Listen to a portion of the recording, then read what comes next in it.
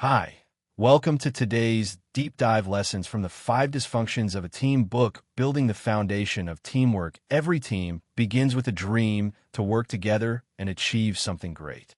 But often, even the most skilled people find it hard to come together and move in the same direction. In one small but growing company, the CEO noticed that the team was talented but not producing good results. Meetings were full of tension. People avoided tough discussions. Blame was common. Something was clearly wrong at a deeper level. The company had to figure out how to rebuild trust and become a real team again. This story is like many others where success is not just about intelligence or experience, but about the strength of relationships within a group. That strength starts at the very bottom with trust. Without trust, nothing else works well. The first dysfunction that blocks progress is the absence of trust. Absence of trust breaks teams from within. Trust is the belief that you can be honest with others without fear. It is not about trusting someone to complete a task, but trusting that you can admit weakness or mistakes without being judged. In the company's leadership team, people were afraid to say, "I do not know," or "I need help." They kept their guards up. During meetings, no one shared their real thoughts. They wore masks to appear strong, but in truth, they were hiding fears and doubts.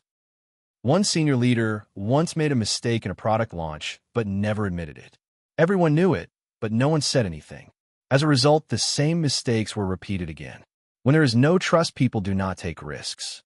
They do not share honest opinions. They stay safe. But safety comes at the cost of growth. Building trust starts when someone decides to be open. It begins with one person saying, "I need help," or "I was wrong." Then slowly others start doing the same. Over time, this openness grows and builds a strong base of trust. Fear of conflict kills important conversations. Once trust is built, the next step is facing conflict. Many teams avoid conflict because it feels uncomfortable. But healthy conflict is how great ideas come alive. It is how problems get solved. In the company, meetings were often quiet. People nodded, even if they disagreed. After meetings, they would talk behind closed doors. This silent disagreement was more dangerous than open arguments. Without trust, conflict becomes war. But with trust, conflict becomes discussion. One day during a team meeting, a new manager challenged the marketing plan. Instead of shutting him down, the team leader asked him to explain more. Others joined in. It became a heated conversation, but in the end, the team made a better plan. People felt heard. This was a turning point. It showed that conflict could be useful. Teams that embrace conflict do not fight to win. They argue to find the best answer. They focus on ideas, not on people. They argue with respect and listen without fear.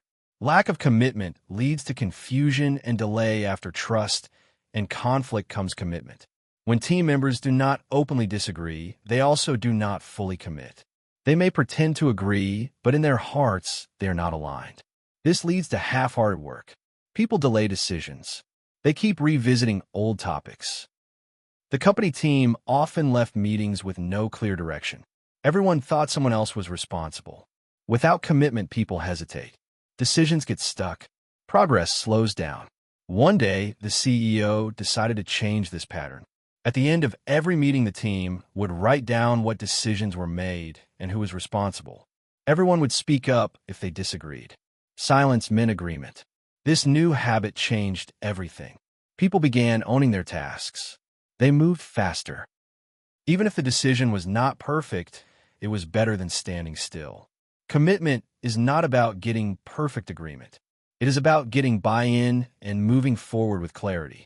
Avoidance of accountability weakens performance. With commitment comes the courage to hold each other accountable. This is not about blaming or scolding. It is about caring enough to say, "I notice something is off and we need to fix it." In most teams, people expect the boss to handle poor performance. But in strong teams, everyone takes responsibility for the group's success. In the company before the changes, no one gave feedback. When someone missed deadlines or made mistakes, others stayed silent. They thought it was not their job. But once trust and commitment were in place, the culture began to change. During one project, a team member missed a key deadline. Another team member calmly reminded him that the team was counting on him.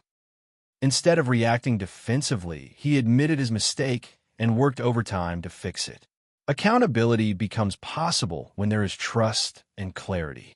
It allows teams to improve constantly without waiting for top-down correction. Inattention to results breaks the purpose. The final dysfunction is when team members put their own goals above the team's results. Sometimes people care more about their own departments or image. They compete with teammates instead of collaborating. In a company, the sales team used to celebrate even when overall profits were down. The engineers blamed the product team, and the product team blamed marketing. Each part cared about its own success more than the whole. But slowly, as trust, conflict, commitment, and accountability grew, people began to think as one team.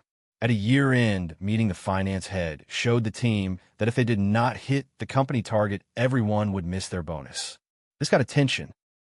The CEO reminded them that winning together mattered more than personal wins.